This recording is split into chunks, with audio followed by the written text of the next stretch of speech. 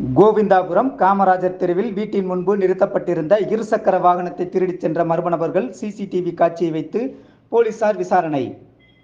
வியாழக்கிழமை காலை 10 மணி அளவில் கிடைக்கப்பெற்ற தகவலின்படி திண்டுக்கல் மாவட்ட ஆட்சியர் அலுவலகம் அருகே குடும்பத்துடன் குடியிருந்து வருபவர் துரைராஜ்.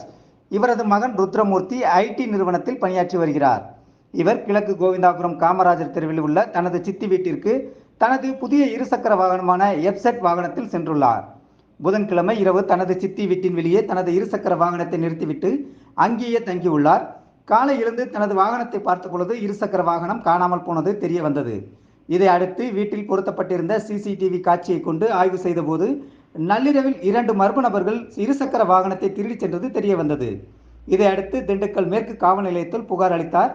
திண்டுக்கல்லில் நகர் பகுதியில் போதிய இடவசதி இல்லாததால் இருசக்கர வாகனங்கள் வீட்டிற்கு வெளியே நிறுத்தப்படுவது வழக்கம். இந்நிலையில் தற்போது 2,40,000 மதிப்புள்ள வாகனம் திருடு போனது மேலும் வீட்டிற்கு வெளியே வாகனத்தை நிறுத்துபவர்கள் மத்தியில் அதிர்ச்சியை ஏற்படுத்தியுள்ளது.